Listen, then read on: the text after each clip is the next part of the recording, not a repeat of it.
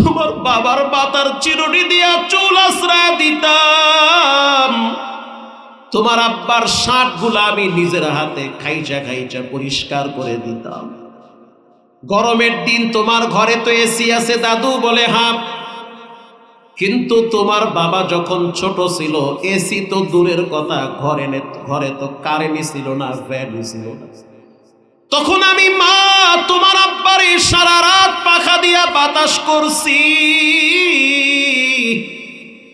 শীতের দিন প্রস্রাব কইরা দিলে তোমার আব্বার প্রস্রাবের খাতায় আমি ঘুমাইছি, তোমার আব্বারে বুকের উপরে ঘুম পাড়াইছি। উস্তাদ, আমার দাদির কথা শুনলে আমার অনেক কষ্ট লাগে। এরপরে আমার দাদাই তো বৃদ্ধাশ্রমের পুষ্করির ভিতরে বসি দিয়া মাছ উঠায়। আমি দাদার কাছে গেলে দাদাই চুপচাপ, সে একটু কথা কম বলে।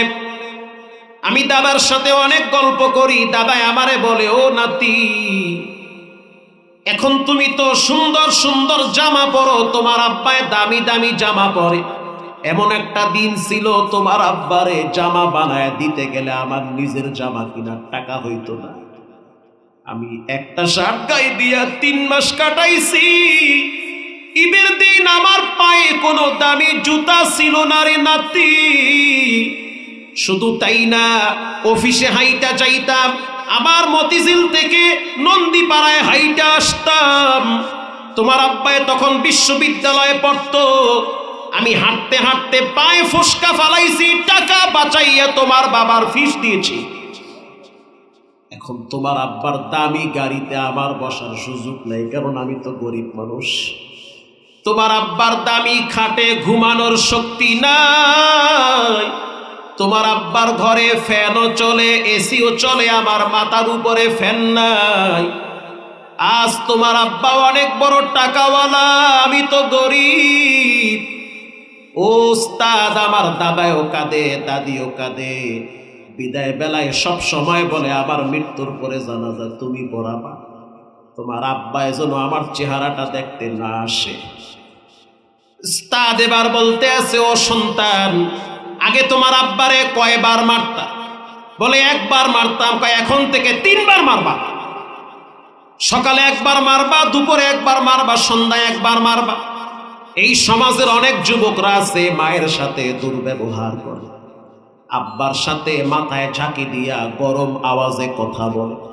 আল্লাহ বলেন, ওয়ালা তানহারুহুমা ওয়া কুল লাহুমা কাওলান কারীমা। ও মাহমুদুল হাসান, আওয়াজ ছোট করো, কণ্ঠের আওয়াজ নমনীয় করো, ভাষাটাকে মার্জিত করো। তোমার কাছ থেকে সবচেয়ে উত্তম ব্যবহার পাবে তোমার মা আর বাবা। এই অর্জন করতে গেলে আপনার ঈমান আর আমল লাগবে। আজ থেকে পাক্কা নিয়ত করে নেন, জীবনে কোনোদিন নামাজ ছাড়বো না, হারাম খাবো না, উস্তাদের সাথে বেয়াদবি করব না, মা বাবার সাথে বেয়াদবি করব না।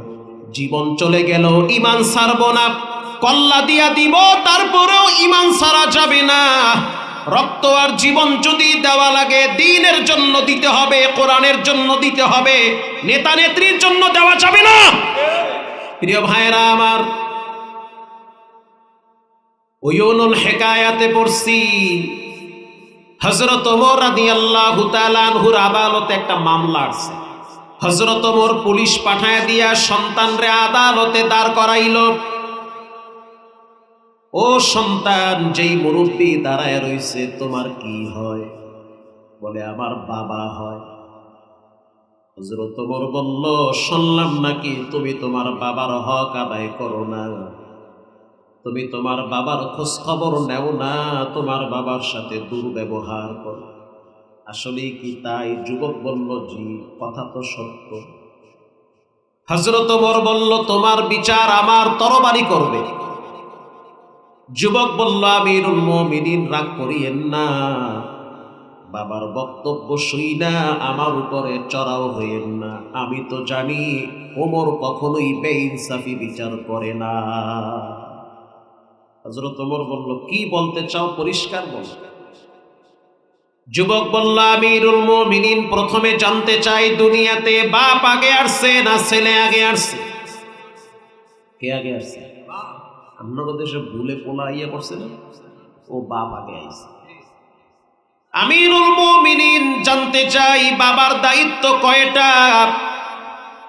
বলে বাবার দায়িত্ব তিনটা। দায়িত্ব যদি বাবার আগে হয় তো বলেন তিনটা দায়িত্ব কি? বাবাও শুনুক, আমিও শুনি। এবার বাবাই চিন্তা করলো, মামলা দেখি আর একদিকে যাইতে আছে। ভাবলাম কি আর হইল কি? হযরত ওমর রাদিয়াল্লাহু তাআলা আনহু বলল, বাবার প্রথম দায়িত্ব সন্তানের জন্য ভালো একটা নাম রাখা। আল্লাহু আকবার বলেন। যুবক বলল, আমিরুল মুমিনিন, আমার আব্বাজান দাঁড়ায় রইছে, আপনি আরো একবার বলেন, আমার আব্বাও শুনুক, আমিও শুনি। তিনবার হযরত ওমরের দ্বারা বলাইছে। হযরত ওমর আবার বলল, বাবার প্রথম দায়িত্ব সন্তানের জন্য ভালো একটা মা নির্ধারণ করা। সন্তান যেই পেটে থাকবে পেটটা যেন ভালো হয়।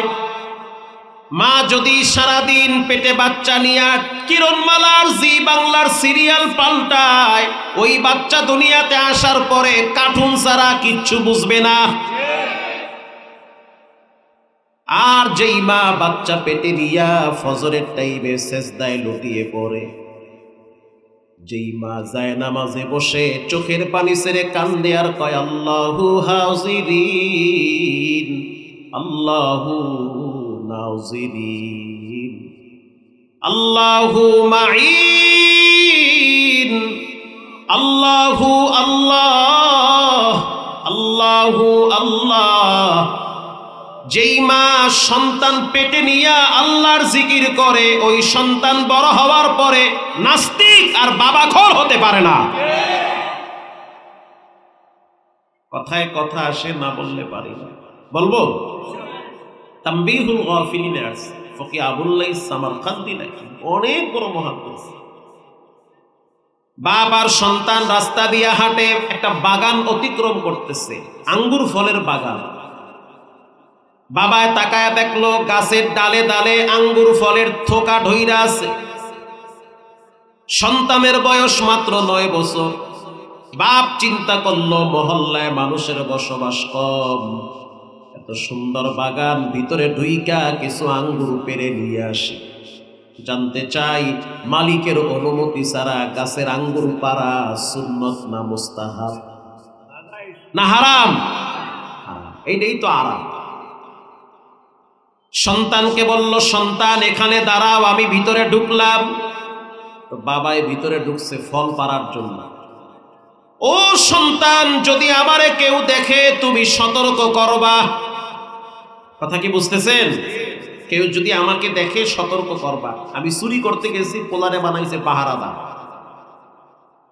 যখনই বাবায় আঙ্গুরের থোকা ধইরা টান মারছে, সন্তান এবার চিল্লানো শুরু করছে, ইয়া আবি আহাদু ইয়ারানা, আব্বাজান, একজন ব্যক্তি আপনার দিকে তীক্ষ্ণ ভাবে তাকায় আছে। বলার রাতে রাতে বাবায় জোতা দিয়ে মারছে দৌড়। আই সুবহানাল্লাহ, বিদা তো একটাও নিচে পড়বে না। আমার ভাষা কি বোঝেন?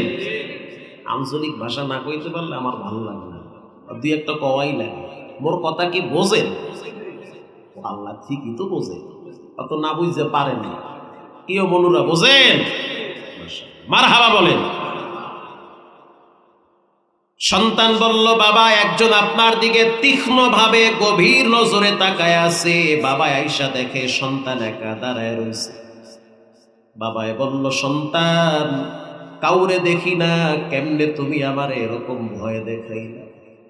সন্তান বলল, বাবা, দুনিয়ার কোনো মানুষ দেখে না, কিন্তু মানুষের আল্লাহ তোমার দিকে তাকায় রইছে।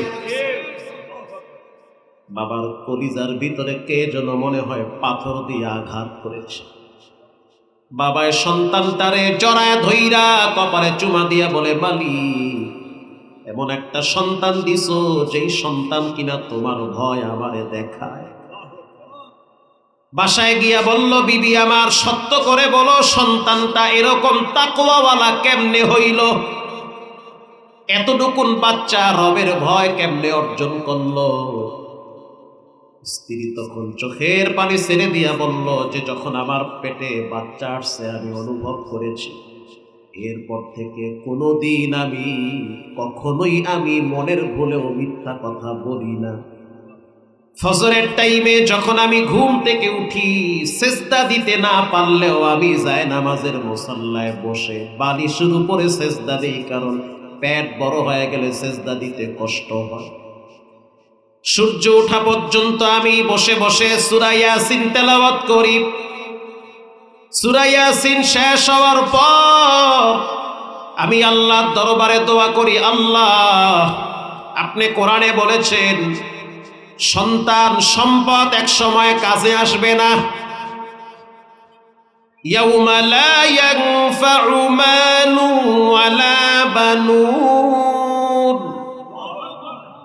ইল্লা মান আতাল্লাহা বিকলবিন সালিম।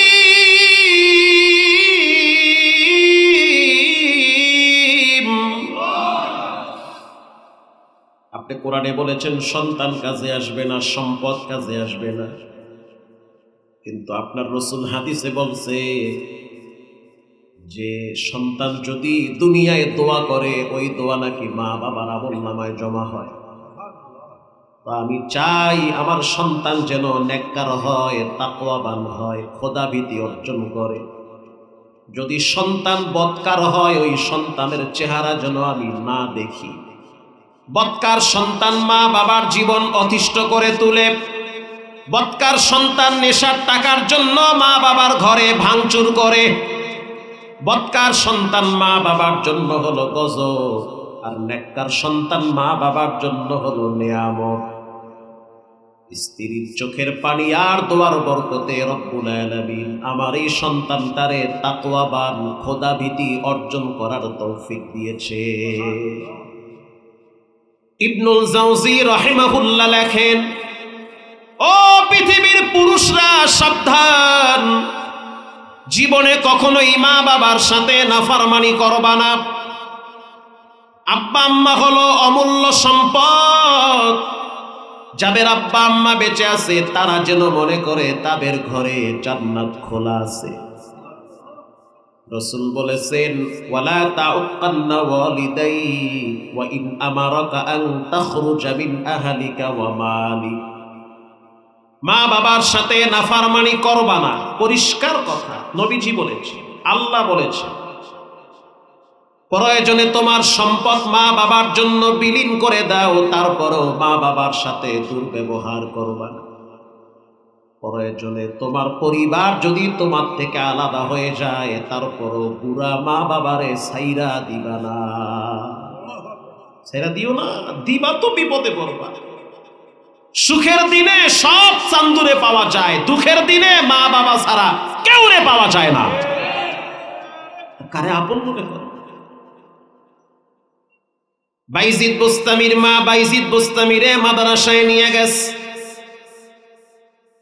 বাইজিদ বুস্তামির মাথায় হাত দিয়া বলে, সন্তান, তোমার আব্বা তো ছোটবেলায় মারা গেছে, তাকে তুমি জানো? বলে হা। অন্য অন্য বাচ্চারা বাবার কোলে চড়ে, তুমি চড়তে পারো না, তোমার কি কষ্ট হয়? বলে হা। তাহলে আমি তোমাকে তোমার বাবার মাগফিরাতের জন্য মাদ্রাসায় ভর্তি করে দিলাম। রব্বুল আলামিন তোমার উসিলায় যেন তোমার আব্বার কবরটা জান্নাতের টুকরা বানায়।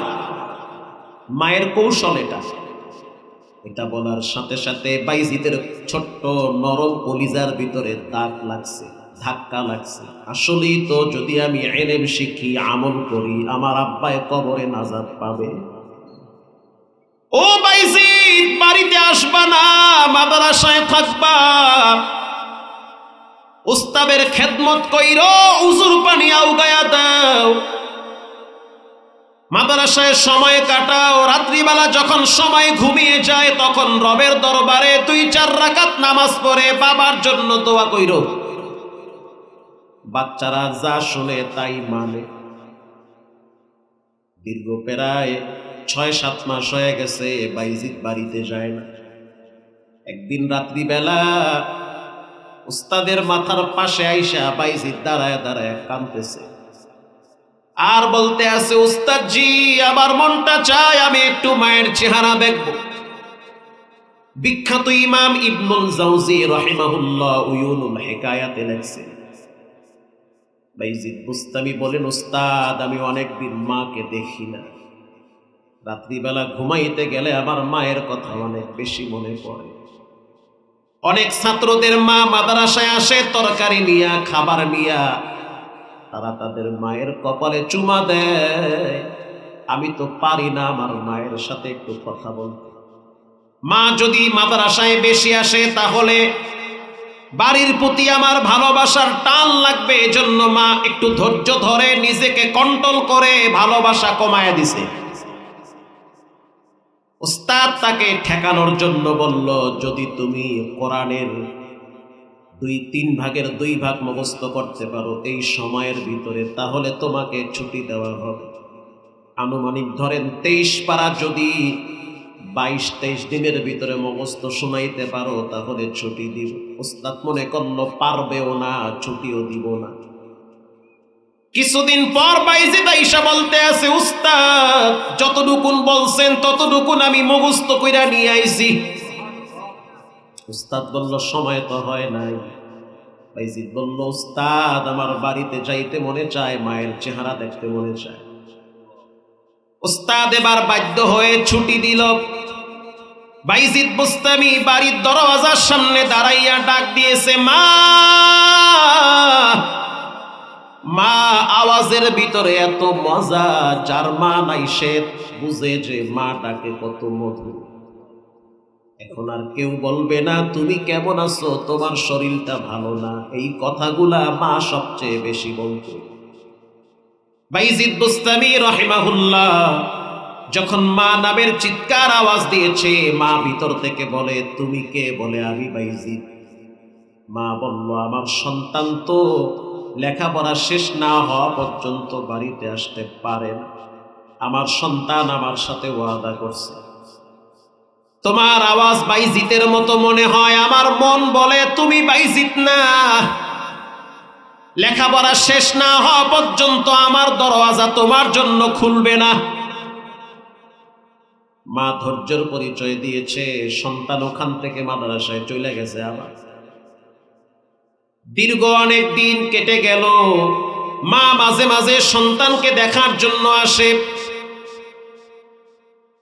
যেই দিন বাইজিদ বুস্তামি রহমাতুল্লাহ আলাইহি পাগড়ি নিবে, আগামীকালকে পাগড়ি নিবে, আজকে উস্তাদ একটা পাগড়ি রেডি করে রাখছে, আগামীকাল ইলমের পাগড়ি মাথায় পরায়া দিবে। রাত্রিবেলা উস্তাদ ঘুমায় গেছে, আহমদ ইবনে আব্দুল্লাহ ঘুমায় গেল। স্বপ্নে দেখতে আছে মদিনার দুলাল রাহমাতুল লিল আলামিন তার মাথার শিয়রে দাঁড়িয়ে আছে, আর বলতে আছে বাইজিদের উস্তাদ, বাইজিদকে একটা পাগড়ি দিলে হবে না, ওকে 2টা পাগড়ি দিতে হবে। একটা হলো এলেমের পাগড়ি, আর একটা হলো তাসাউফের লাইনে, তাসকিয়ার লাইনে রব্বুল আলামিন তাকে সুলতানুল আরিফিন বানায়া দিছে। সে আল্লাহর ওলি হয়ে গেছে, ওলিদের সম্রাট। পাগড়ি পরায়া দাও। এই অবদান হলো পুরাটাই তার মায়ের। বাইজিদ বুস্তামি পাগড়ি নিয়ে বাড়ি গেছে। বাড়িতে যাওয়ার পর দেখতে পাইল তার মা অন্ধ হয়ে গেছে। বাইজিদ বুস্তামি যখন দরওয়াজার সামনে দাঁড়ায় ডাক দিয়েছে, মা।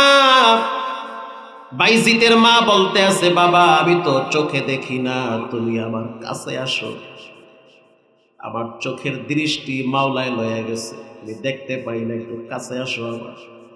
বাইজিদ বুস্তামি কাছে আসলো। মা বলতে আছে, বাইজিদ তোমার দাড়িগুলায় আমি একটু চুমা দিব। মা তার সন্তানের দাড়িতে চুমো দিতে চায়। সন্তান যত বড় হোক মায়ের কাছে সে বাচ্চাই থেকে যায়।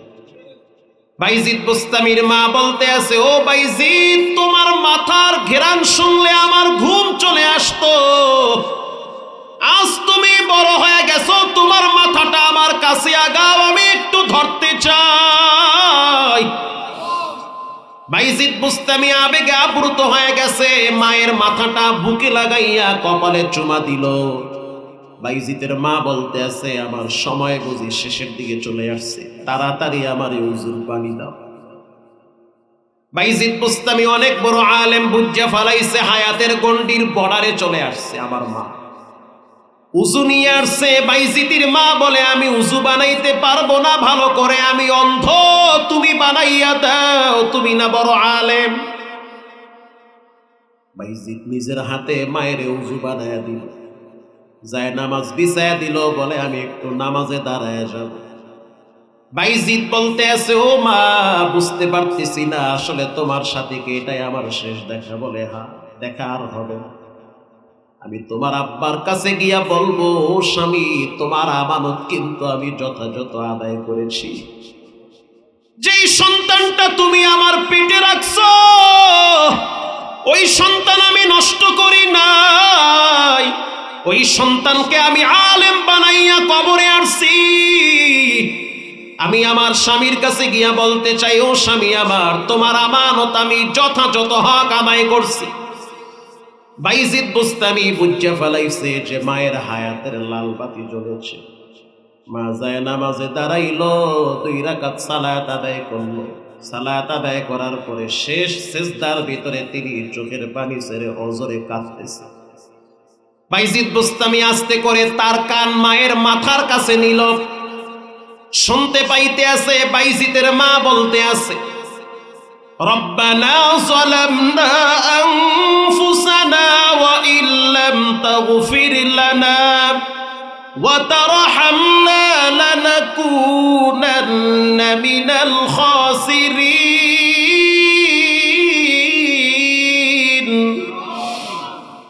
আয় আল্লাহ, আপনি আমারে মাফ করে দেন, আমি নফসের উপরে জুলুম করেছি।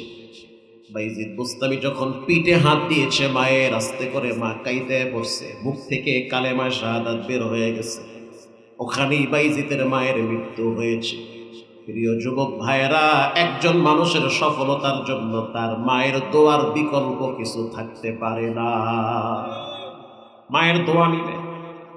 মা যদি পতিতালয়ের বেশ্যাও হয়, তারপরও সে মা মুখ বড় করে মা বলে ডাক দিবেন, ঠিক না ঠিক? সে আপনার মা। প্রিয় ভাইয়েরা আমার, হযরত ইব্রাহিম আলাইহিস সালাতু ওয়াস সালাম, তিনি একজন জলিল কদর পয়গম্বর। তার আব্বা হলো মুশরিক। শুধু মুশরিক না, প্রথম কাতারের একজন বেঈমান। শুধু বেঈমান না, ইব্রাহিম আলাইহিস সালাতু ওয়াস সালামের বাবা হলো নমরুদের খুব কাছের মানুষ, একজন মন্ত্রী। ইব্রাহিম নবী প্রথম নমরুদকে দাওয়াত দিল, হে নমরুদ, তুমি তোমার রবের কুদরতি কদমে মাথা নত করো। নমরুদ বলতে আছে, তোমার রবের কি শক্তি আছে? ইব্রাহিম আলাইহিস সালাতু ওয়াস সালাম বলল, আমার রব মৃতকে জীবিত করে, আবার জীবিতকে মৃত করতে পারে। রব্বিয়াল্লাযী ইউহয়ী ওয়া ইউমীত, মানুষকে জীবনও দিতে পারে, মানুষকে মৃত্যু দিতে পারে একজন, তিনি হলেন কে?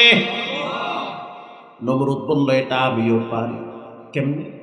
একজন নির্দোষ সহজ সরল মানুষকে ধইরা ফাঁসির কাস্টে ঝুলাইয়া দিছে, দেখ এটারে মারে লাইছে। আর একজন ফাঁসির আসামিরে ছাইরা দিয়া কয়, দেখ এরে মাফ করে দিছি, এটারে মারছি, ওটারে বাঁচাইছি। ইব্রাহিম আলাইহিস সালাতু ওয়াস সালাম বলল, আমার রব প্রতিদিন সূর্যকে উঠায় আবার সূর্যকে নামায়। আপনার তো এইদিকে সূর্য কোন দিক দিয়ে ওঠে? ও, পূর্ব দিক দিয়ে। ঠিক আছে, আমার রব প্রতিদিন সকালবেলা সূর্যকে পূর্ব দিক থেকে উঠায়, আবার পশ্চিম দিকে নামায় দেয়। পারলে এটা তুমি করো। ফাবুহিতাল্লাযী কাফার, নমরুদ পরাজয় বরণ করলো, সে পারল না। কারণ এটা তো নমরুদ পারার কথা না, এটা পারেন একজন, তিনি হলেন কে? বাস, খালাস। এবার বাবার কাছে গেছে ইব্রাহিম, ইয়া আবাতি লা তা'বুদুশ শাইতান। আব্বা, আপনি শয়তানের পদঙ্ক অনুসরণ করিয়েন না। ইব্রাহিম নবী আবার বলতে আছে, ইয়া আবাতি লিমা তা'বুদু মা লা ইয়াসমা ওয়া লা ইউবসির। ওয়ালা ইউগনি আনকা মিনাল্লাহি শাইআ। আব্বা, আপনি যেই মূর্তির সামনে মাথা নত করেন, এ তো কানে শুনে না, তো চোখেও দেখে না। আমি জানি রব স্রষ্টা তার সৃষ্টি বানায়, আর এখন দেখি সৃষ্টি তার স্রষ্টারে বানায়। কথা ঠিক না বে ঠিক? এটি বাদ দিয়া দেন। ইব্রাহিম নবীর বাবা ক্ষিপ্ত হইল, রাগ করল। ইব্রাহিম নবীর বাপ বলল, ক্বালা আরাগিবুন আগুতা আন আলিহাতি ইয়া ইব্রাহিম লা ইল্লাম তানতাহি লা আরজুমান্নাকা ওয়াহজুরনি মালিয়া। আমার দেবদেবীর ব্যাপারে তুমি কি তিরস্কার করো, ব্যঙ্গ করো? আমি কিন্তু তোমাকে পাথর মেরে হত্যা করব। যদি হত্যা না করি, মালিক গিয়া তোমাকে দেখ ছাড়া করব। কত বড় হুমকি! এই সমস্ত উল্টাপাল্টা কথা বর্তমান বাংলাদেশে অনেক উল্টাপাল্টা মানুষের মুখেও শোনা যায়। হয় তোমাকে পাথর মেরে হত্যা করব, তা না হলে দেখ ছাড়া করব। ইব্রাহিম নবী এই বাবার বক্তব্য শুনে রাগ করে না। এটা বোঝানোর জন্যই পিছনের কথাগুলো বললাম। রাগ করে না, আব্বা তো। রাগ করা যাবে? আব্বা তো। ইব্রাহিম নবী শালীন ভাবে, মার্জিত ভাষায়, আদবের সহকারে বাবার সামনে বলতে লাগলো, ক্বালা সালামুন আলাইক সাআস্তাগফিরু লাকা রাব্বি ইন্নাহু কানা বি হাফিয়া। কি কথা! সুবহানাল্লাহ। ক্বালা সালামুন আলাইক। আয় আমার আব্বা, এই সালাম মানি সারাসারির সালাম, ঝগড়ার সালাম না। বুঝাইতে চাইল। আব্দুল্লাহ ইবনে আব্বাস রাদিয়াল্লাহু তাআলা আনহু ব্যাখ্যা করেন, ইব্রাহিম নবী বুঝাইল, বাবা, আপনার সাথে আমি তর্কে জড়াইতে চাই না। আপনার রাস্তায়, আমি আমার রাস্তায়। আপনি আপনার মতো চলেন, আমি আমার মতো চলি। আপনি যেমন নমরুদকে ছাড়তে পারবেন না, আমি আমার মালিককেও ছাড়তে পারবো না। অতএব আব্বাজান, সাআস্তাগফিরু লাকা রাব্বি ইন্নাহু কানা বি হাফিয়া। ও আমার আব্বা, আমি কিন্তু আপনার জন্য রবের কাছে ইস্তেগফার করব, দোয়া করব, ক্ষমা চাব। ইব্রাহিম নবী রবের কাছে দোয়া করছে, মালিক, আপনি আমার আব্বারে মাফ করে দেন। রব্বুল আলামিনের সিদ্ধান্ত হলো, তোমার বাবাকে ক্ষমা করা হবে না। সব অপরাধীর ক্ষমা হয় না। যারা মানুষ খুন করে, যারা জুলুম করে, যারা নিরহ আলমদেরকে ফাঁসি দিয়েছে, কোনো ক্ষমা নাই। আল্লাহর সিদ্ধান্ত হলো কোনো ক্ষমা নাই। ইব্রাহিম নবীর এই দোয়াটা রব্বুল আলামিন কবুল করেন নাই। তার মানে হেদায়েতের মালিক একজন, তিনি হলেন কে?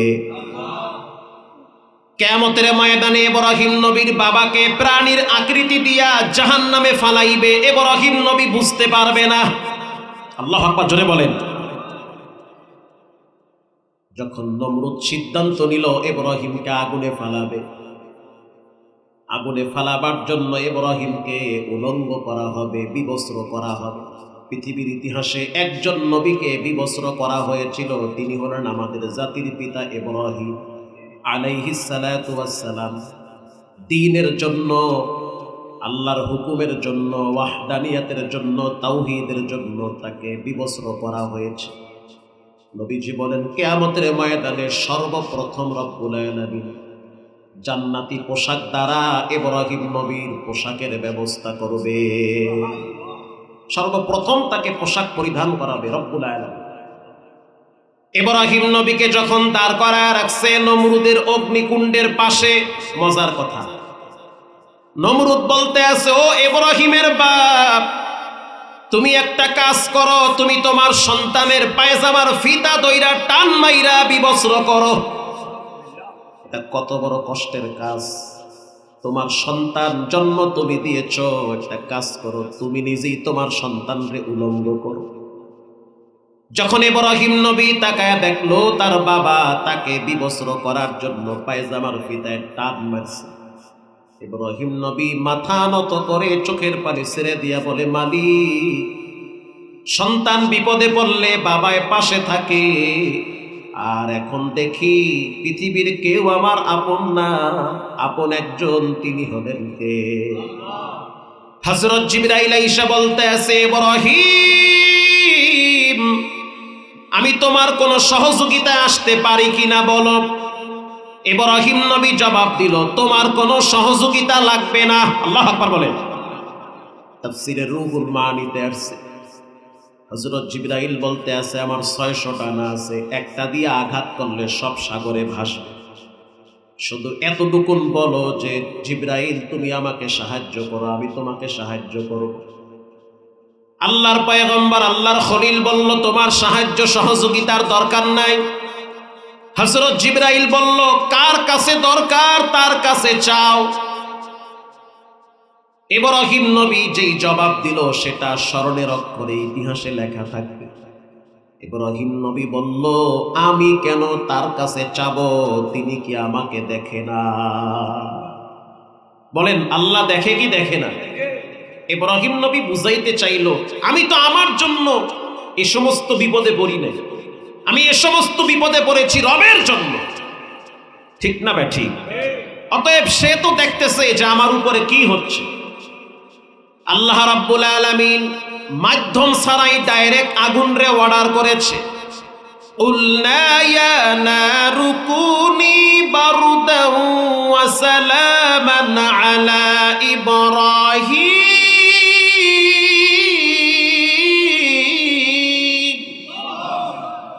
আকে লুৎফে খেশরা ইবহারে গো বাখলি নাসনারে রাগুন জারে কো।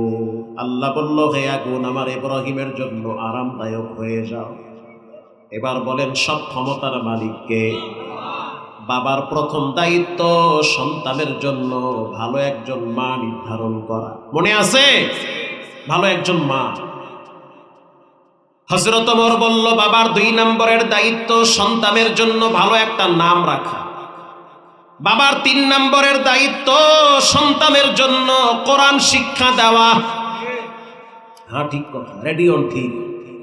যেই সন্তান কোরআন চিনে না সে তো মা বাবার হক কিচ্ছু বুঝবে না। যেই সন্তান কোরআন চিনে না, রাসূল চিনে না, ইসলাম চিনে না, সে তো মা বাবার সাথে খারাপ ব্যবহার করবে, নীতি নৈতিকতা ভুলে যাবে। এজন্য কোরআনের ন্যূনতম জ্ঞান সন্তানের থাকার দরকার আছে না? না, ন্যূনতম জ্ঞান। হযরত ওমর রাদিয়াল্লাহু তাআলা আনহু যখন এই বক্তব্য দিল, 3টা গুণ বাবার লাগবে। ভালো একটা মা দিতে হবে, ভালো একটা নাম রাখতে হবে, সন্তানকে কোরআন শিখানো লাগবে।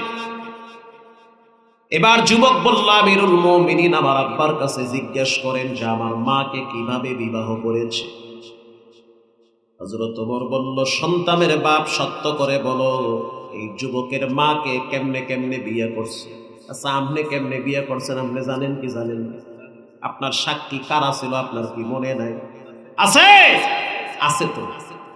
আপনার শ্বশুর বাড়ি কোথায় আপনি তো জানেন। মুরব্বী মাথা নত করলো, চোখের পানি ছেড়ে দিয়ে বলল, আমিরুল মুমিনিন যৌবন বয়সে একটা মারাত্মক ভুল করছি।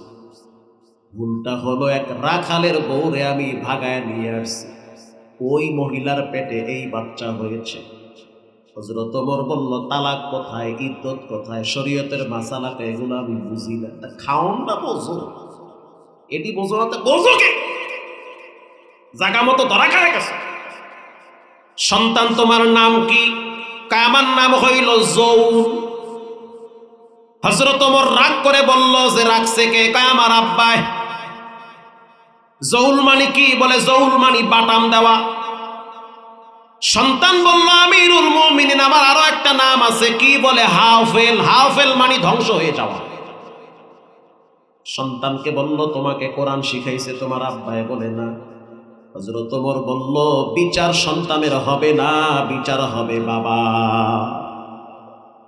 এই সমাজের মা বাবারা সন্তানকে মিথ্যা শিক্ষা দেয়, ঠিক না বেঠিক? বাবায় ঘরে শুয়ে আছে, পাওনাদার ফোন দিছে, হ্যালো ভাই টাকা বাবু আহেন না কা? বেচারায় বলতে আছে, আমি আছি ঢাকায়, অথচ কক্সবাজারের নিজের ঘরে আছে। পাশে ছেলে মেয়ে শুনতে আছে, বাবা কয় আমি ঢাকা আছি, অথচ সে গ্রামে আছে। মা বাবা যা বলে যা করে এগুলা সন্তান শিক্ষা গ্রহণ করে, ঠিক না বেঠিক? ভোলায় গেছি ওয়াজ করতে, তো ভোলার একটা ঐতিহ্য আছে, ফজরের টাইমে ম্যাক্সিমাম যুবকরা মসজিদের প্রথম কাতারগুলা দখল করে রাখে। সুবহানাল্লাহ, একটু জোরে বলেন সুবহানাল্লাহ। বাংলাদেশের ভিতরে একটা জেলা পাবেন ভোলা, যেই ভোলায় ফজরের টাইমে ছোট ছোট বাচ্চারাও মসজিদগুলা দখল করে থাকে। শীতে কাঁপতে কাঁপতে বেকা হয়ে গেছে, এরপরও দেখি রুকু দিয়ে গিয়ে কয় সুবহান রাব্বিয়াল আযম। আই সুবহানাল্লাহ কয় কি? তাগড়া নওজোয়ান যুবক, তাকেও দেখি ঠান্ডার ভিতরে উজুর পানি দিয়া সে চেহারা পরিষ্কার করে হাত পা ক্লিন করে আল্লাহর ঘরে গিয়ে কুদরতি কদমে সেজদায় লুটিয়ে পড়ে। ওই ভোলায় কখনোই অভাব দেখা দেয় না, চতুর্দিকে পানি, তারপরও আল্লাহ তাআলা তাদেরকে ভরপুর বরকত দিয়ে বাঁচায় রাখে। মাহফিল কমিটির সভাপতি চট্টগ্রামের বড় এক ব্যবসায়ী হাজী সেলিম, অনেক টাকার মালিক, উনি দাওয়াত দিয়ে নেছে ওনার গ্রামের বাড়িতে। তো আমি বললাম, হাজী সাহেব এত সুন্দর পরিবেশ কেমনে তৈরি করলেন? হুজুর, এই মাহফিলটা নিয়ন্ত্রণ করার জন্য যেমন কমিটি আছে, মসজিদ নিয়ন্ত্রণ করার জন্য কমিটি আছে, আমরা ফজরের নামাজের জন্য একটা কমিটি নির্ধারণ করছি। এগো কাজ হইছে ফজরের টাইমে কোন কোন পুরুষ মানুষ ঘরে ঘুমায় এটিরে মসজিদে আনা। সুবহানাল্লাহ, আসতে বলেন। কোন ঘরের যুবক যদি মসজিদে না আসে, ফজরের নামাজ পড়া তার বাড়িতে আমরা 10 জন যাই। 10 জন গিয়ে বলি, ভাই আপনার সমস্যা কি? আপনি কি অসুস্থ? না অসুস্থ না। তাহলে কি মইরা গেছেন? না মরি নাই। তা আর নাই কে মসজিদে? ফজরের বাতাস মুমিনের জন্য প্রশান্তি বয়ে আনে, আর মুনাফিকের জন্য বিষাক্ত তৈরি করে। ঘটনাক্রমে মহল্লার এক যুবক ফজরে শীতের ভিতরে মসজিদে আয় নাই। আজকে তো শীত বেশি, কুয়াশাও বেশি, বিদেশি কম্বলে সেই একটা ঘুম দিচ্ছে, কি মজার ঘুম। আজ ফজরের নামাজ 10টায় পড়বো, যা করে আল্লাহ। এত শীতের ভিতরে মসজিদে যাওয়া যায় নাকি? কিন্তু মসজিদে যারা আছে এরা তো হিসাব করে রাখছে, কি রে এই মানিক মিয়া কেন মসজিদে আয় নাই? মানিক ভাই গেছে কি? ইমাম সাহেব হুজুর, আমরা মানিক মিয়ার বাসায় যাব, কেন সে মসজিদে আসলো না? সে কি ঢাকায় গেছে না বাড়িতে আছে? এটা খবর নেওয়া লাগে। ফজরের নামাজের পর 10টা যুবক ইমাম রিনিয়া মানিকের বাড়ির সামনে গেছে। আল্লাহু আকবার বলে। দরওয়াজার সামনে ডাক দিয়েছে, মানিক ভাই। মানিক ভাইয়ের তো মাথাকে যাও নেই, সর্বনাশ, এই বাহিনী তো আইয়া পড়ছে। স্ত্রী ফজরের টাইমে উজু করে যায় নামাজে দাঁড়াইবে, এমন সময় সেনাবাহিনী হাজির। এখন স্ত্রীর সাথে বাচ্চা মেয়েটাও নামাজে দাঁড়াবার জন্য প্রিপারেশন নিয়েছে। যেই ঘরের মা নামাজ পড়ে ওই ঘরের বাচ্চারাও মায়ের নামাজ দেখে শিখে ফেলাইছে। বাচ্চা 6 বছরের বাচ্চা জাগিয়ে গেছে, মায়ের লাগে নামাজ পড়বো, যা করে আল্লাহ। এদিকে পিছন থেকে ডাক দিয়েছে, মানিক ভাই। বউ কইতে আছে জামাইরে যে আইছে, যাও না, যাওয়া যাইবে না, এই অবস্থায় যাওয়া যায়, ইজ্জত থাকে। কিন্তু মাটির নিচে গাইরা পড়তে মনে হচ্ছে। পিছনের দরজা দিয়ে ফলায়া যাও, পিছনে নামলে তো খাল, এত শীতের মধ্যে যাবো কেমন? এবার মানিক মিয়া বাচ্চারে বলতেছে, বাচ্চা তুমি গিয়া বলো আব্বাই ঘরে নাই। ঘরে আছে না নাই? কি? বাচ্চা গিয়া বলল, হুজুর আব্বাই কইছে আব্বাই ঘরে নাই। আব্বাই কইছে আব্বাই কই নাই? ঘরে নাই। আয় তামাশা গাহে আলম রোয়ে তুকো যা বহরে তামাশা বিরোহী। আব্বাই কইছে আব্বাই কই নাই? আছে না নাই? এই বাচ্চাটাকে মিথ্যা শিখাইছে কে বলেন? আব্বা শিখাইছে। আল্লাহর নবী বলেন, প্রত্যেকটা সন্তান কুল্লু মাউলুদুন ইউলাদু আলাল ফিতরা, প্রত্যেকটা বাচ্চা ইসলামের উপরে জন্মগ্রহণ করে। নষ্ট বানায় কারা? বলে মা আর বাবা। আব্বা আম্মা নষ্ট বানায়। আমার আব্বা গ্রামের মানুষ, সহজ সরল মানুষ। যখন নানুপুর মাদ্রাসায় পড়তাম, আল্লাহর দয়ায় প্রায় 1 বছর ডাউল খাওয়ার সুযোগ হয়েছে আমার। তো বাড়িতে গেলে ফজরের টাইমে মাঝে মাঝে রাকাত পাইতাম না, ঘুম দিয়ে উঠতে উঠতে অনেক সময় লেগে যাইত।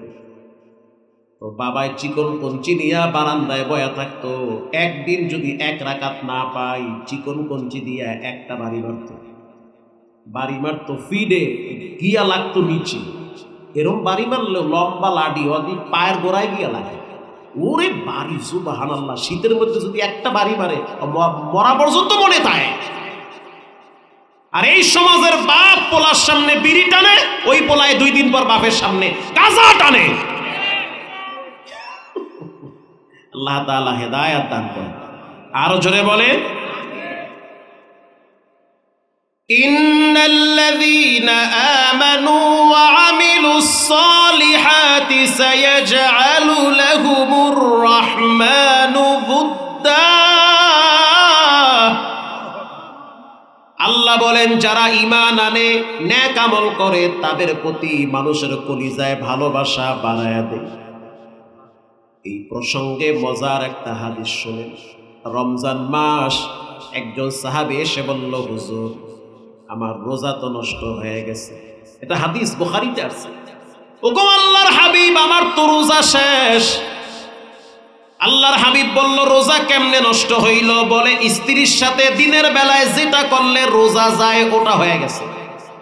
কি করলে রোজা যায় এটা কি আমার কওয়া লাগবে? কি কওয়া লাগবে? দরকার নেই। স্ত্রীর সাথে দিনের বেলায় যেটা করলে রোজা নষ্ট হয়, আমি ওটা করছি। আল্লাহর হাবিব বললে, এখন তুমি কি চাও? বলে, আমি ক্ষমা চাই, আল্লাহর কবরের আযাব থেকে বাঁচতে চাই, জাহান্নামের আগুন থেকে আমারই বাঁচান। আমি সহজ সরল মানুষ, গ্রামে থাকি, উটেরে পানি পান করাই। কেমনে কেমনে যেন বিবির সাথে দিনের বেলায় এটা হয়ে গেছে। আমার রোজা নষ্ট হয়ে গেছে, কিন্তু আমার ভিতরে আল্লাহর ভয় চলে আসছে। আমি কার কাছে যাব? চিন্তা করলাম, নবীর কাছে গেলে হয়তো সমাধান পাওয়া যাবে। আল্লাহর হাবিব বলল, 60টা রোজা রাখো। সাহাবী বলল, হুজুর এটা আমার দ্বারা সম্ভব না, আমি পারুম না। আমি পারুম না 60টা, এই 30টা রাখতে গিয়ে তো কাইতে বসছে, আবার 60। ওগো আল্লাহর হাবিব, আমার দ্বারা সম্ভব না।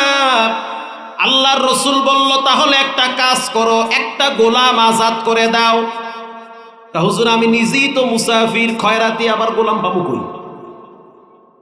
এটা হাদিস, মামু বাড়ির কাহিনী না। এবার আল্লাহর হাবিব বলল, তাহলে একটা কাজ করো, 60 জন মিসকিনরে খাবার খাওয়াও। হুজুর আমি নিজেই তো মিসকিন। নবীজি যাই বলে সে বলে, আমি পারুম না। আল্লাহর হাবিব বলল, তাহলে একটু বসে থাকো। ইয়ামেন থেকে এক যুবক আটার বস্তা নিয়ে আসছে, খেজুরের গাঁটটি নিয়ে নবীর সামনে আসছে। ওগো আল্লাহর হাবিব, এই যে খেজুর, এই যে আটা আপনারে হাদিয়া দিলাম, আপনি ব্যবহার করেন। নবী তো ছিল রাহমাতুল লিল আলামিন।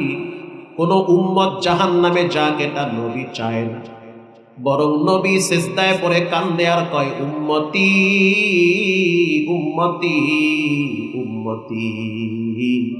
ওগো আমার মালিক, আমার উম্মতের কি অবস্থা হবে? আল্লাহর হাবিব বলল, সাহাবী আটার বস্তার খেজুর নাও, 60 জন অসহায় দরিদ্র মিসকিনদের মাঝে বন্টন করে দাও। ওয়াজ বুঝতেছেন? মাশাআল্লাহ। এবার এই সাহাবী আটার বস্তা, খেজুরের গাঁটটি নিয়ে মহল্লায় ঘুরতেছে। ঘুরতে ঘুরতে সন্ধ্যার টাইমে ইফতারির আগে আগে নবীর কাছে আটার বস্তা আর খেজুর নিয়ে আইসা বলে, হুজুর এগুলা আমার লাগবে, আমি কেউরে দিব না, এটা আমার লাগবে।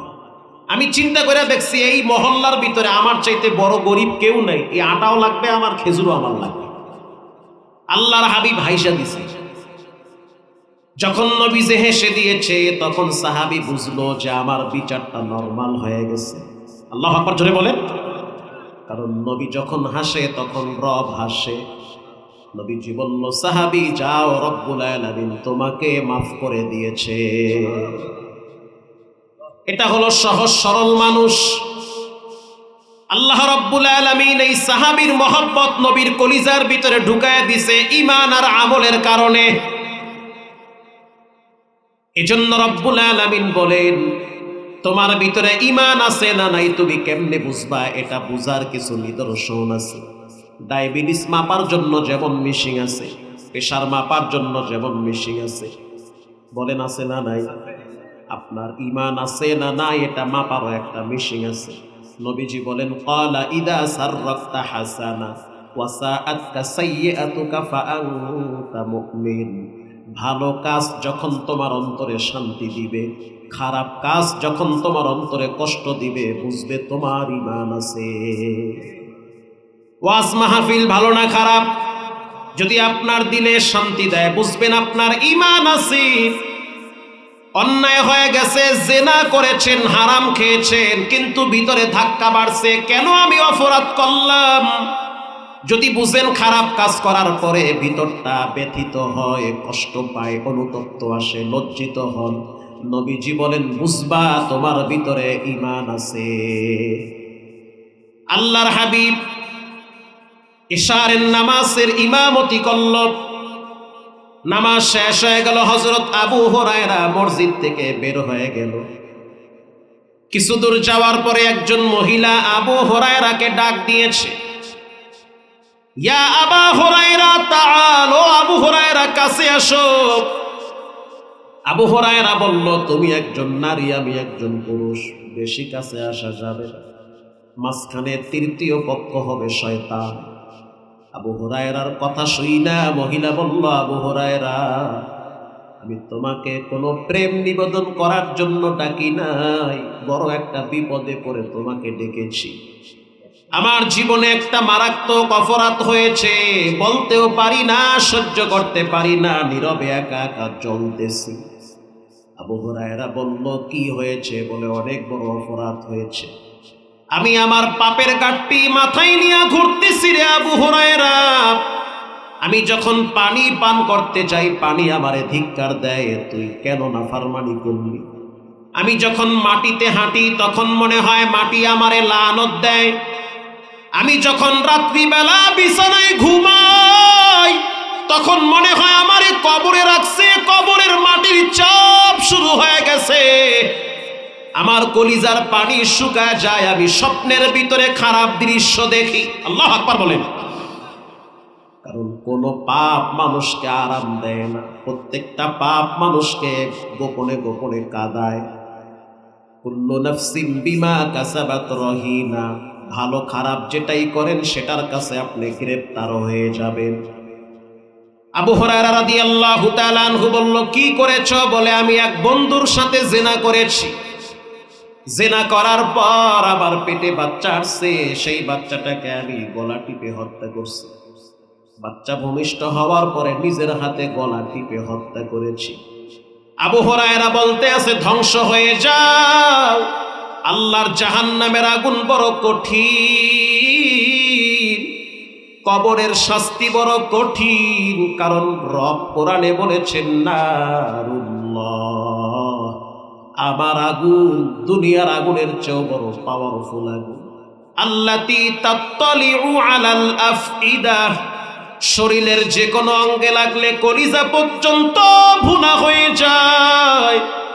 জাহান্নামের আগুন বড় তীব্র যন্ত্রণাদায়ক শাস্তি দেবে, জাহান্নামের আগুন বড় কঠিন, কবরের শাস্তি বড় ভয়ঙ্কর শাস্তি। কবরের চিৎকার, কবরের শাস্তির আওয়াজ পশু পাখি শুনতে পায়, মানুষ যদি শুনতরে যুবক ব্যবসার রাজনীতি করতে পারতা না, পাগল হইয়া পাহাড়ে যাইতা। কিন্তু মৃত মানুষের আওয়াজ তোমার কানে যায় না, রব্বুল আলামিন ঢাইকা রাখছে শাস্তিটারে। মহিলা বলতে আছে, আবু হুরায়রা, তুমি এটা কি শুনাইলা? আমার তো হাত পা ঠান্ডা হয়ে গেছে। আবু হুরায়রা চলে গেছে মসজিদে নববীতে, গিয়া দেখলো আল্লাহর হাবিব হুজরা খানার ভিতরে। আবু হুরায়রা অনেকক্ষণ অপেক্ষা করার পর ফজরের টাইমে রাহমাতুল লিল আলামিন যখন ঘর থেকে বের হয়েছে, আবু হুরায়রা বলল, হুজুর, একজন নারী জিনা করেছে, বাচ্চা হত্যা করেছে। আল্লাহর রাসূল বলল, আবু হুরায়রা, তুমি কি বলেছ? বলে, আমি বলেছি জাহান্নামের আগুন বড় কঠিন, আল্লাহর আগুন বড় ভয়ঙ্কর। নবীজি বলল, আবু হুরায়রা, আল্লাহর আযাব যেমন সত্য, আল্লাহর দয়া মায়াও কিন্তু সত্য। এই মহিলাটার এই কেন তাড়াইয়া দিছ? অথচ রব্বুল আলামিন কোরআনের আয়াত নাজিল করছে, ইল্লা মান তাবা ওয়া আমানা ওয়া আমিলা আমালান সালিহান ফাউলাইকা ইউবাদদিলুল্লাহু সাইয়্যাতিহিম হাসানাত। রব্বুল আলামিন সিদ্ধান্ত নিয়েছে এই মহিলার বাচ্চা হত্যার গুনাহ, জিনার গুনাহ দুইটাই মাফ করে দিছে। আবু হুরায়রা পরের দিন বাজারে গিয়া চিৎকার মেরে বলল, গতকালকে মাসালা জানার জন্য কে আসছিল?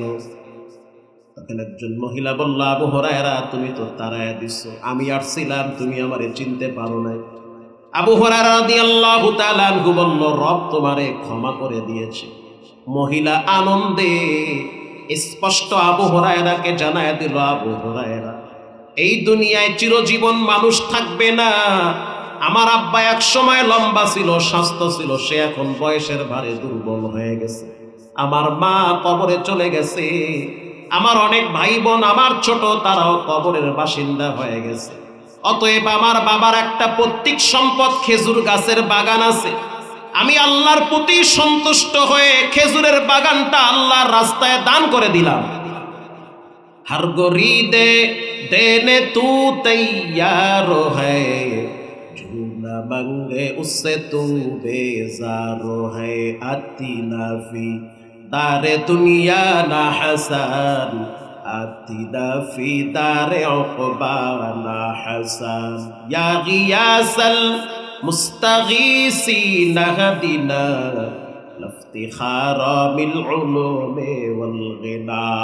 বলেন ক্ষমা করে দেওয়ার মালিককে। প্রিয় ভাইরা আমার, এই জন্য 1 নম্বরে ঈমান, 2 নম্বরে আমল, এই দুইটা জিনিস হলো মুমিনের জীবনের সবচেয়ে বড় দামি সম্পদ। ঈমান মানুষকে ভালো কাজে শান্তি দেয়, খারাপ কাজে অশান্তি দেয়। খারাপ কাজ করছেন, ভিতরটা জ্বলে যাবে, কেন করলাম, কেন মিথ্যা বললাম, কেন জিনা করলাম, কেন হারাম খাইলাম। তাওবাতুন নাদামা, তওবা হলো অনুতপ্ত হওয়া, ভিতরটা জ্বলে যায়, অন্তরে অন্তরে দৃঢ় প্রতিজ্ঞাবদ্ধ হয় আমি গুনাহ করব না। এজন্য আমি বলি, ভাইয়ের হক আদায় করেন, বোনের হক আদায় করেন। যত দরবেশি দেখান লাভ হবে না।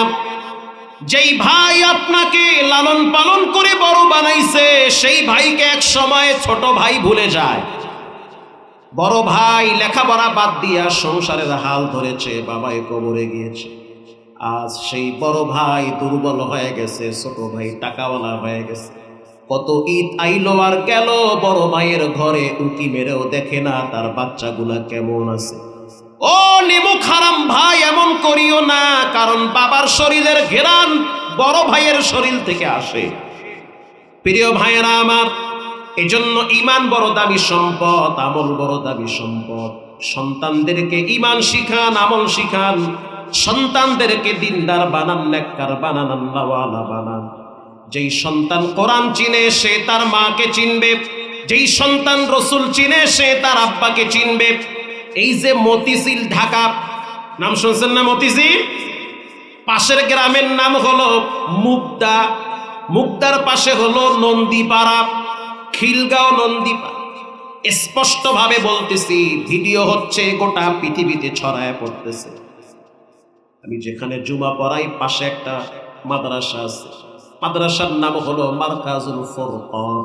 অনেক নামি দামি প্রতিষ্ঠান। সচিবের ছেলে মাদ্রাসায় পড়ে, ডিআইজির ছেলে মাদ্রাসায় পড়ে, র্যাবের সিনিয়র অফিসারের সন্তান মাদ্রাসায় পড়ে। কারণ দুনিয়ার ভাও বুঝে গেছে, এই দুনিয়ায় বড় স্বার্থপরের জায়গা। যাকে বেশি আদর করবেন তার কাছ থেকে সবচেয়ে বড় আঘাত পাবেন, এটাই বাস্তবতা। অতএব দোয়া করার জন্য দূর থেকে মানুষ আইনা লাভ নাই, নিজের ঘরে দোয়া করার মতো 2-1টা ছেলে মেয়ে তৈরি করা লাগবে।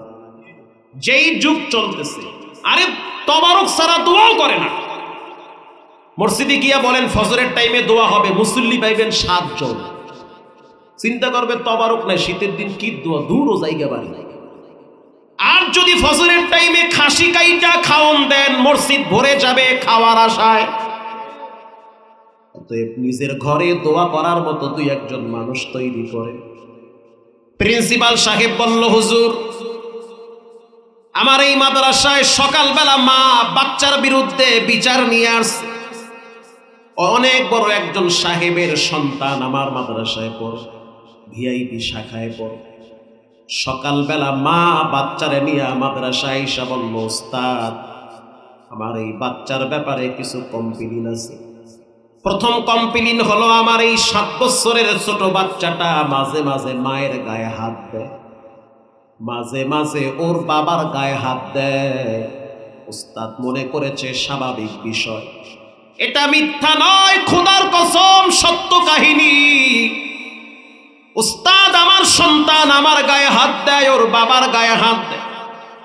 উস্তাদ হাইসা দিয়া বলল, 7 বছরের বাচ্চার হাতে বা কদ্দুরি শক্তি আছে, ও মারলে হয় কি? কিন্তু বাচ্চার মা সিরিয়াস বলতেছে যে, উস্তাদ, ও যখন মারে তখন চোখ টোক সব লাল করে ভালা, ও যখন গায়ে হাত দেয় তখন মনে হয় দুনিয়ার শক্তি ওর বাহুতে চলে আসে। ওরে চিকিৎসা করেন, ট্রিটমেন্ট করেন, শাসন করেন। উস্তাদ বলতে আছে, বিষয়টা তো আসলেই জটিল। বাচ্চা কেমনে মায়ের গায়ে হাত দেয়, বাচ্চা কিভাবে বাবার গায়ে হাত দেয়? আপনি একটু ওয়েটিং রুমে বসেন, আমি বাচ্চার সাথে একটু রিল্যাক্স ভাবে কথা বলবো। তাকে কাছে ডাকলো, চিপস দিল, চকলেট দিল, কলা দিল, সিসি ক্যামেরা চলতেছে। প্রিন্সিপাল সাহেব বাচ্চারে কি বলে, বাচ্চা প্রিন্সিপাল সাহেবরে কি বলে, সব দেখা যায়। উস্তাদ বাচ্চাটার মাথায় হাত বুলায় দিয়া বলল, বাচ্চা, ও সন্তান, শুনলাম তুমি নাকি তোমার মায়ের গায়ে হাত দাও। বাচ্চা বলল, উস্তাদ ঠিক শুনছেন, আমার মাঝে মাঝে মায়ের উপরে অনেক জিদ উঠে। আব্বার সাথে আমি শক্তিতে পারি না, এজন্য টিভির রিমোট দিয়া ফিক্কা মারি। আই সুবহানাল্লাহ, কই কি? আব্বা এত শক্তিশালী মানুষ, তার সাথে পারা যায় না, এজন্য দূর থেকে টিভির রিমোট মাথায় বাড়ি না। উস্তাদ বলল, সন্তান, মায়ের গায়ে হাত দেওয়া কিন্তু মহা অপরাধ।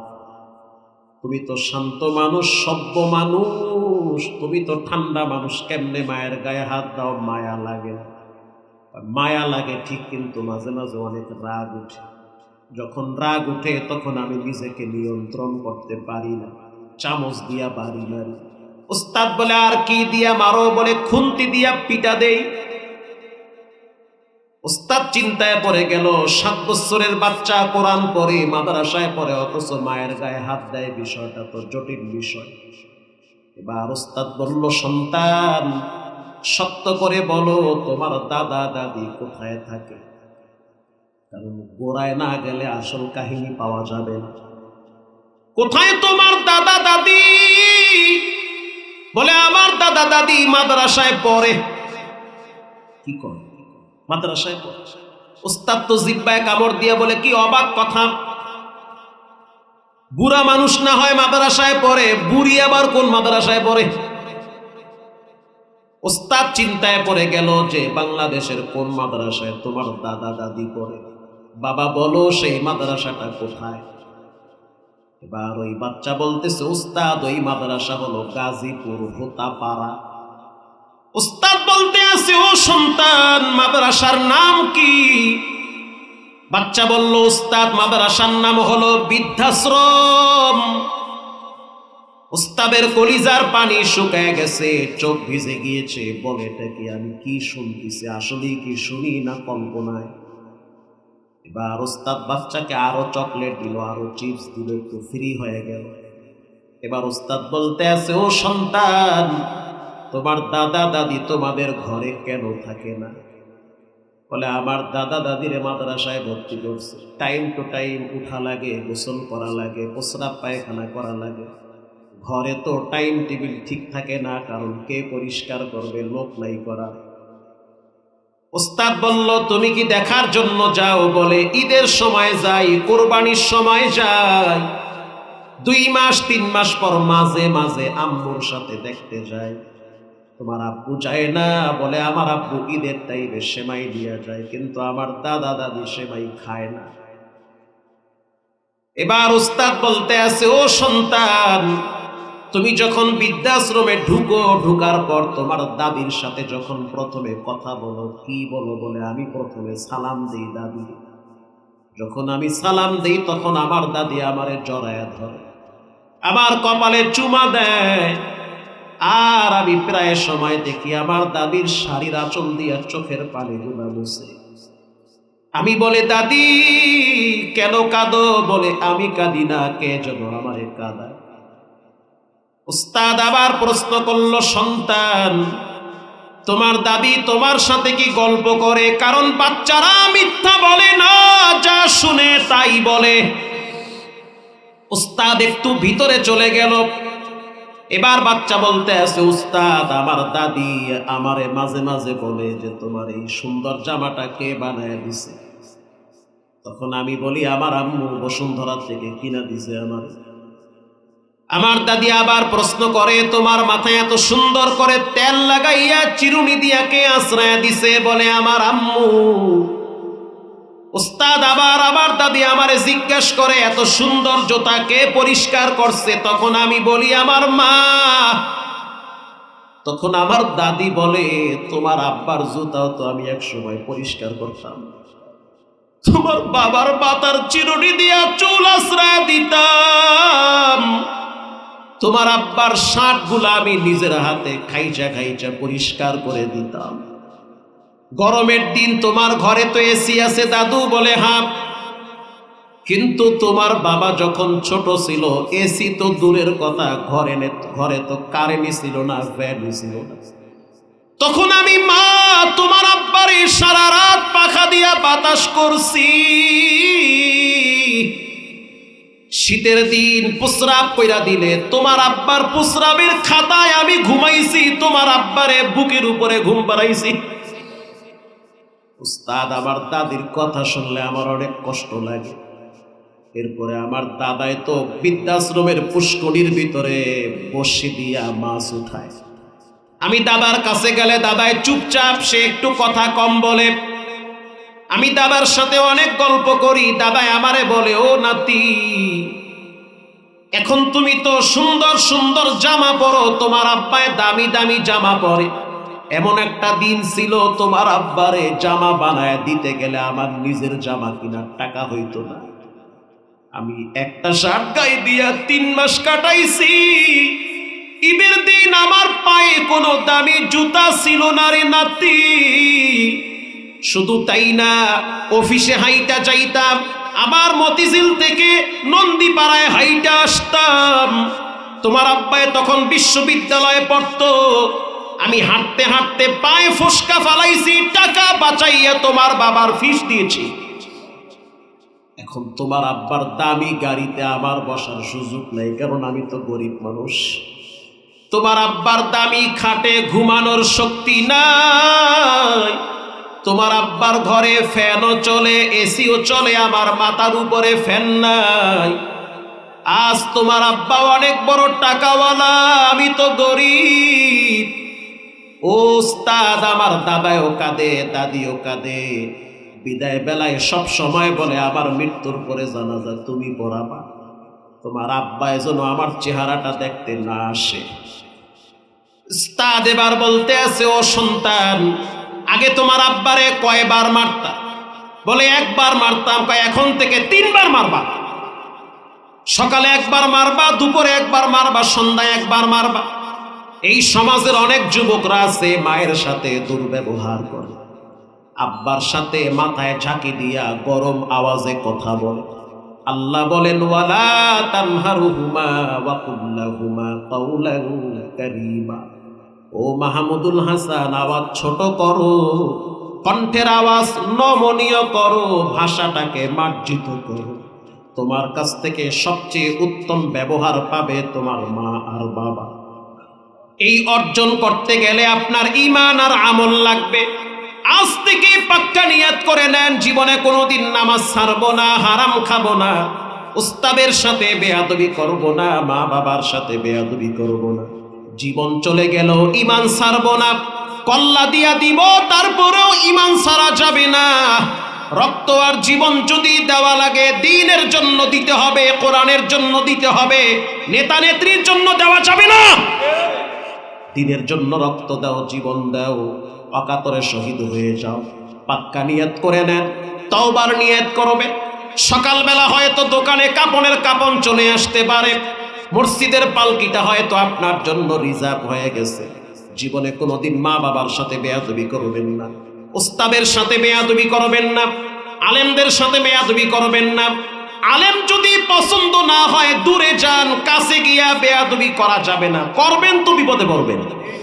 ভালো লাগে না ফাঁকে যান, কষ্ট দিয়েন না, পছন্দ হয় না দূরে যান, কাছে আই না, কষ্ট দেওয়া যাবে না। মা বাবার সাথে দুর্ব্যবহার করা যাবে না। নিজের উস্তাদ যার কাছে আপনি একটা অক্ষর শিখছেন, সে যদি হিন্দু হয় তার সামনে বেয়াদবি করা যাবে না। আজ থেকে পাক্কা নিয়ত করেন, হারাম খাবো না, বেয়াদবি করব না, নামাজ ছাড়বো না, তাকওয়াবান হব, খোদাভীতি অর্জন করব। দিলটা যদি নরম থাকে তওবার নিয়াইতে দুইটা হাত আল্লাহকে দেখায় দাও, নারায়ে তাকবীর। আয় আল্লাহ হাতগুলা কবুল করে নেন। জীবনে একবার বাইতুল্লাহর গিলাফের সাথে লাগাইয়া দেন, মক্কা মদিনার ঘেরান নেওয়ার তৌফিক দেন। জোরে বলেন আমিন। রঙ্গে তাকওয়া, রঙ্গে সিদ্দিক, রঙ্গে দিন, তা'আবদু বাকি বুয়াদ বর আবেদিন।